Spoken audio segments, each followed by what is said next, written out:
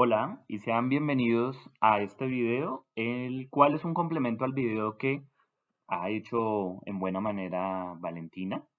Y en esta oportunidad vamos a trabajar es con R precisamente. Entonces, en el buen video que hizo Valentina ya nos mostró las generalidades de un lenguaje de programación y nos habló específicamente de Python. Pero como ella misma lo mencionaba, hay otros lenguajes de programación y hay otros softwares que nos permiten hacer análisis. Aquí este video es un video complementario, ¿vale?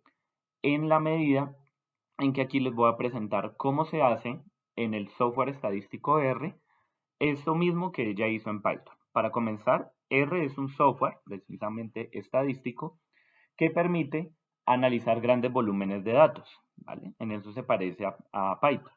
Pero hay que hacer una distinción. Precisamente R es más enfocado al análisis de datos puro y duro. En cambio, Python, aparte de hacer eso, también podría propiciarse para hacer programación.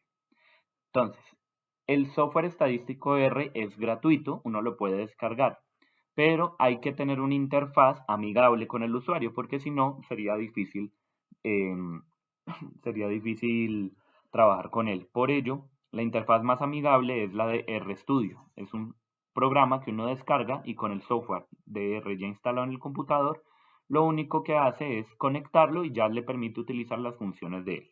También existe una versión online que se llama RStudio Cloud, así como de Python existe, por ejemplo, la versión de Colab que se utiliza en Google. Entonces, vamos a verles en este momento cómo se utiliza. Uno podría abrir un nuevo archivo, file, y utilizar un script de R, pero en este caso voy a utilizar un script de Markdown, el cual me va a permitir a futuro poder descargar la información como un PDF y se vuelve un poco más interactiva. Entonces, por lo pronto, él me pregunta un título. Yo voy a ponerle, por ejemplo, el mismo de allá, reincidentes, mi nombre, en qué fecha lo hice y lo dejo como en HTML por defecto. Le damos OK y él crea un nuevo artículo.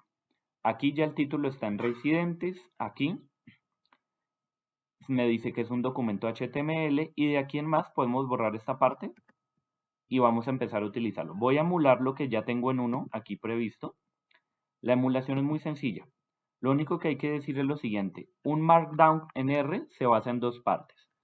Un chunks o unos bloques de código en los que él ejecuta algo de R y también hay una parte en la que yo puedo comentar al respecto. Entonces, por ejemplo, importar la base de datos, aquí estoy escribiendo es algo que es un texto como tal. Entonces voy a ponerlo como un título. Ahí está, se hace con un número. Importar la base de datos y luego le voy a insertar un bloque de código de R. ¿Qué va a hacer esto? Que en este bloque de código va a ejecutar determinadas funciones del propio R. Así como en Python ocurre, también yo puedo instalar paquetes y llamar librerías. Entonces yo ya tengo una librería que se llama readxl y la voy a llamar. Luego voy a pedirle que por favor nombre una base de datos llamada datos. En la anterior la llamé datos también. Pero la asignación en R no se hace a través del igual como en Python, sino que se hace a través de este símbolo, una flecha. Entonces le voy a pedir que por favor le asigne al nombre datos, al objeto datos, una base de datos separado por comillas de una ubicación que yo ya tengo en mi computador, que es esta. ¿Dónde se encuentra esa ubicación de los computadores? Simplemente es ir al archivo, buscar las propiedades y él va a sacar esta información, pero con las barras así. Hay que cambiarle las barras para que estén en este sentido, ¿de acuerdo? Listo. Y luego le voy a pedir que por favor muestre datos 2. Perfecto. Puedo correr cada uno con control enter, así como en Python, aunque también podría correr todo el bloque de código aquí. Y a la mano derecha me dice dónde están los objetos que yo he creado, y en este caso tengo dos. Y datos 2 es una base de datos de 7150 registros con 9 variables, tal como lo podemos ver acá. Puedo irme uno por uno en cada uno y puedo mirar aquí a través de las flechas rápidamente. La manera de sacar o de visualizar rápidamente una parte es con la función head de datos 2. Me saca simplemente los 5 registros iniciales. Acá está. Perdón, los 6 registros iniciales. Y yo también puedo pedirle que en una nueva ventana, aquí con View, me saque la información. Mírenla acá. Es la misma base de datos que usó Valentina en Python. Entonces, con base en esto, ya en la siguiente parte de este video les voy a mostrar cómo podemos emular lo que ha hecho Valentina en R.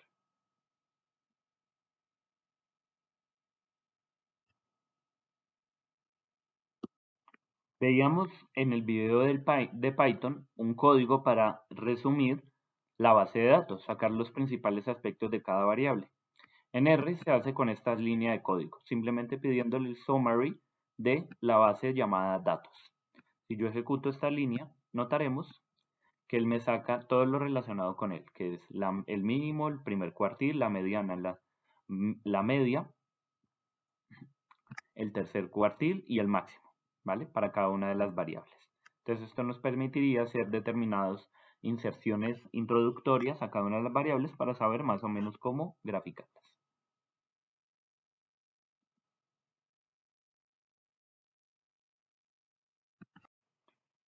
Con este sencillo código lo que hacemos es graficar un gráfico de torta, ¿vale? De pastel, de anillo, que nos va a permitir ver la diferencia gráfica entre quienes reofenden y quienes no reofenden.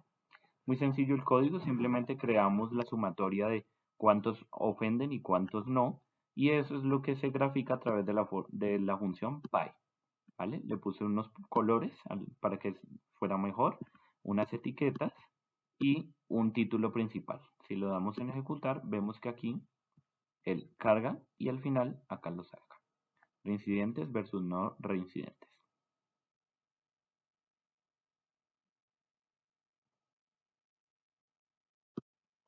Si quisiéramos verificar la diferencia de educación y con la posibilidad de reofender, con este pequeño código podemos hacerlo, en el cual él agrupa a través de la reofensa y el soporte que tiene la persona y luego calcula cuántos están en esa categoría y cuál es su porcentaje respecto del total para obtener esta tabla. Esta es la que posteriormente vamos a graficar.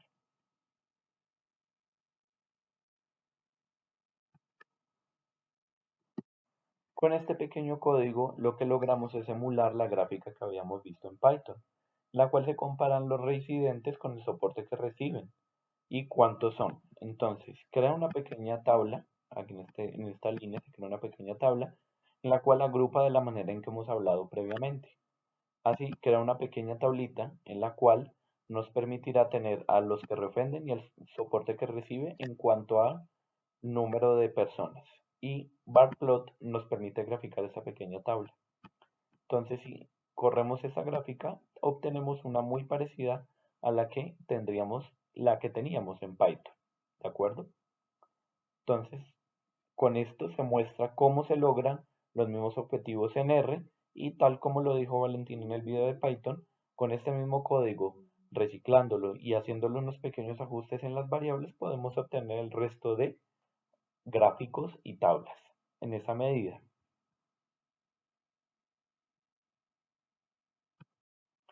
He eliminado la última celda de código de bloque para mostrarles algo interesante. No es obligatorio eliminarla, pero lo he hecho para evitar algunos errores que se estaban presentando en la confección de un documento. Entonces es posible desde R confeccionar un documento aquí en Canit. Él les va a preguntar, si no lo han hecho previamente, dónde desean guardarlo.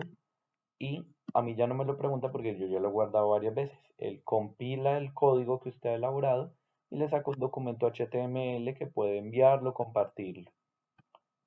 Aquí está, quién realizó, cuál es el título del cuaderno, quién lo realizó, en qué fecha, cuáles son los códigos de bloque inmersos, los títulos que habíamos hablado en su momento, algunos de los datos presentes que yo le pido y las gráficas que estaban presentes en ella.